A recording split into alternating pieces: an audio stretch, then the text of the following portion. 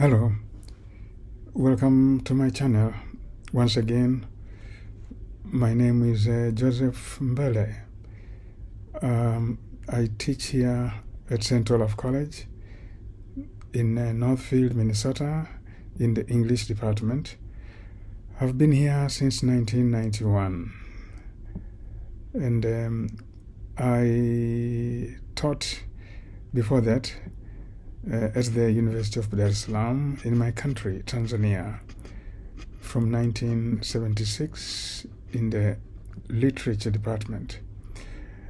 Welcome to my channel. Today's talk tries to capture the essence of what I've been doing over the years as a cultural consultant. I am a cultural consultant. I work with Americans and Africans, helping them to navigate cultural differences. I give presentations to different audiences, colleges, groups, congregations, individuals. I also write. I've published a book. The first one, is this one. I keep displaying it all the time.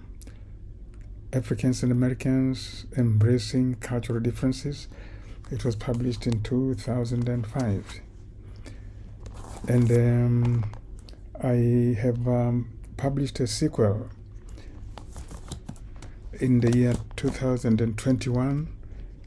This one here, Chickens in the Bus, More Thoughts on Cultural Differences. So those are the things I do. And as I say, I do presentations, I do individual consultations, and then I do plenty of writing. In fact, as we are talking, I am already working on a third book. It will take some years for it to be done, but that's my style. So my question today is, what is it actually that's my message? What is my message in all these things that I do? Could I sum it up in one sentence? That's what I would like to address today. I think I can. And the sentence is one that I coined some years ago here at St. Olaf College. I was invited to give a public lecture. I think it was a student group. I gave a public lecture, again, on the issues that I'm very passionate about, of helping Americans and Africans navigate cultural differences. So as I was thinking about this invitation and preparing for my talk, I thought about a suitable title. So I came up with the following title: My Culture is Weird, and so is yours. My culture is weird, and so is yours. That was the title. And I think it sums up what I'm trying to do. I'm trying to convey that message to the Americans and to the Africans. So let me get into the specifics of this. Let me illustrate this. Then let me delve into the talk itself. So when Americans are in Africa, and there are many in Africa, they've always been there, doing business, studying, volunteering, being tourists. Some are married there, that kind of thing. Some are just visiting. So when Americans are in Africa and they are interacting with the Africans, Of course, they experience a lot of strange things in terms of the way the Africans talk and communicate, the way the Africans do things, the way the Africans act, those kinds of things. Americans can end up being irritated, confused, frustrated, maybe amused. They might wonder, what's wrong with the Africans? Yeah, what's wrong with the Africans? Why do they do what they do? Why do they speak the way they speak? So the American could be there, feeling frustrated, angry, disappointed. But guess what? That's exactly what the Africans experience when they are here in America. They observe Americans, they experience American life, and they have the same reactions. They wonder why Americans talk the way they talk, why Americans act the way they act, why Americans do things the way they do things. Africans may end up being frustrated, irritated, frustrated, confused, disappointed, all kinds of things. This happened to me. I experienced it when I first came to the University of Wisconsin-Madison to do my graduate studies, 1980. From the first day, and this was my first time in American culture, I had questions. Why do Americans do this? Why do they talk the way they talk? Why do they behave this way? I felt they were doing things the wrong way. So it works both ways. So that's why I came up with the title, My Culture is Weird, and so is yours. So what I mean is, your culture may look normal, you might not even think about it, it's very natural, but then you end up, as you grow up in your own culture, assuming that your culture is the norm. And that's very dangerous.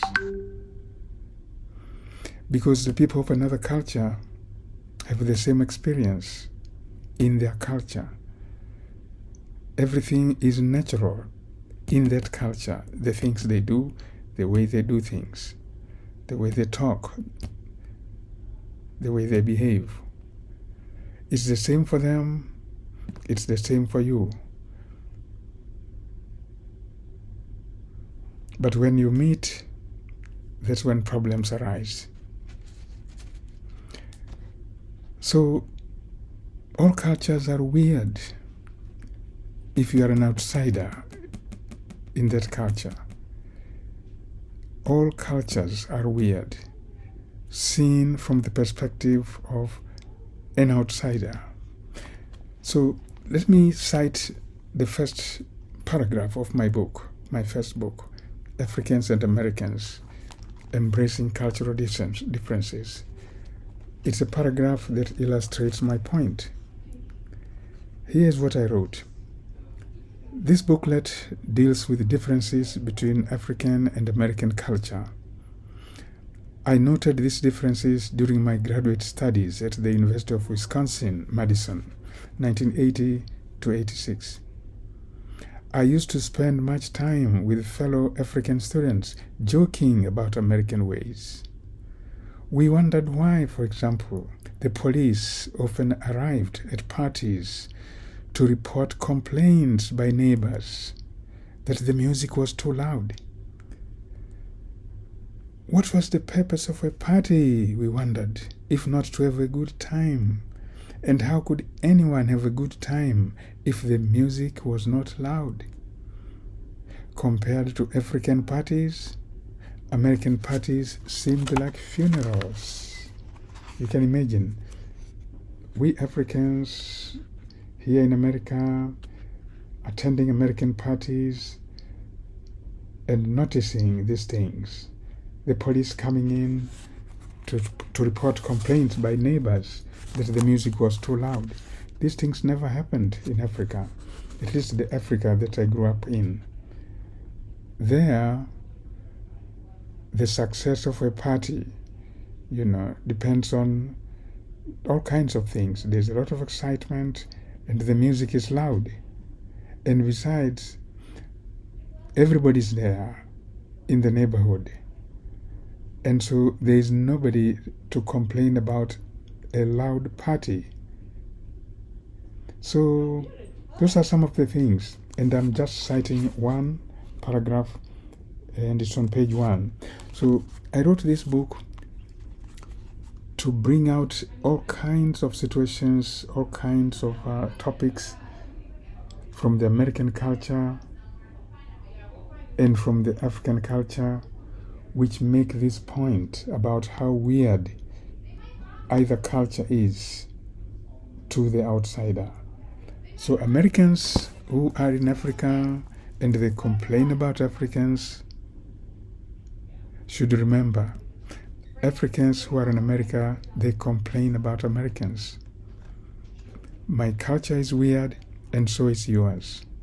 That's really the sentence that captures my messages that I've articulated and I continue to articulate in my books.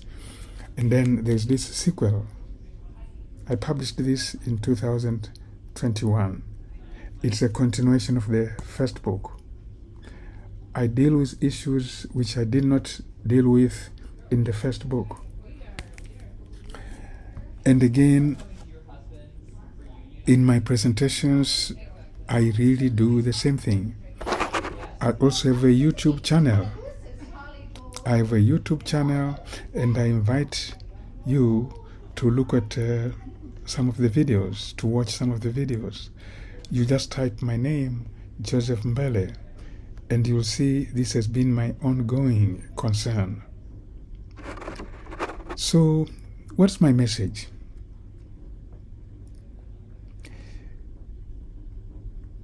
As we are like Americans on this side and Africans on this side, we should remember we could be a pain in the neck.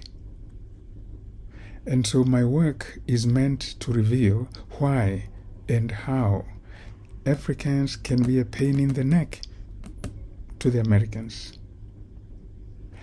and how and why Americans can be a pain in the neck to the Africans. So we need to realize that. That's the reality.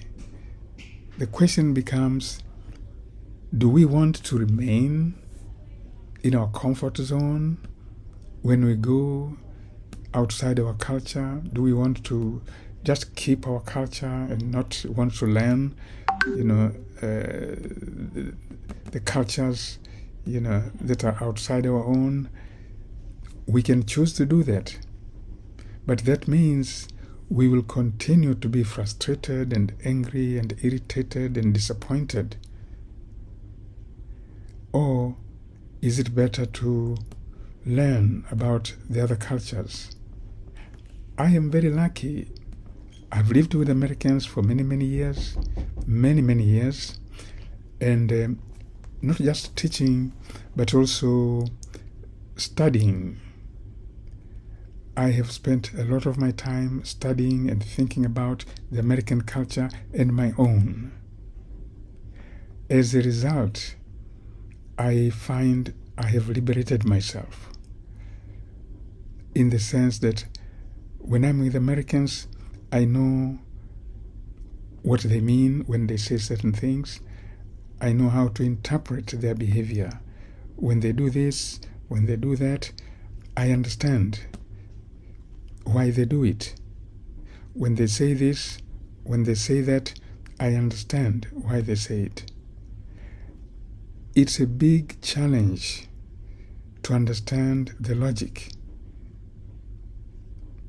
of a particular cultural practice if you're an outsider. Every culture has compelling logic if you understand it, but it takes a long time. If you're in a new culture, if you're in a foreign culture, you will see many things which are strange, weird, or whatever it is. You will observe many things which are strange. You'll experience many things which are strange, weird, or whatever, funny. But the challenge is to understand the logic behind those things. That takes time. I have spent a lot of time doing that. And I've absolutely come to embrace the American culture in the sense that I am comfortable in it. And when I'm in Africa, it's the same thing. It's the same thing. You feel a sense of freedom and peace. None of the frustrations, none of the disappointments. You are not shocked. You are not disappointed. You are not annoyed. There's that freedom that you experience. And I would like everybody to experience it. A lot of the conflicts in the world that are based on cultural differences stem from this fact that each person takes their own culture as the norm, and the world doesn't work that way. That is the problem. And so if you open my book, from the first paragraph, you begin to see how the problem works. You begin to see what the problems are that make Africans miserable in the interactions with American culture, and vice versa.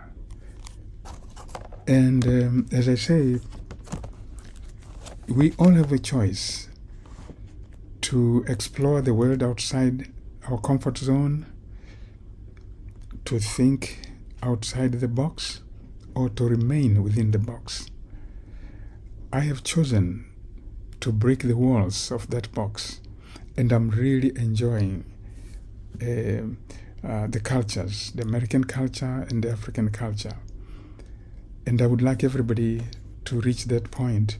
And I think there will be a lot of peace in the world. There will be a lot of peace in people's lives. You can follow me on YouTube. I'm on Facebook.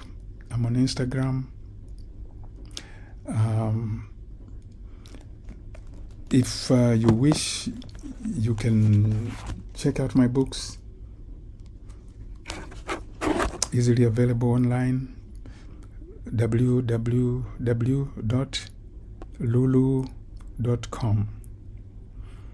www.lulu.com.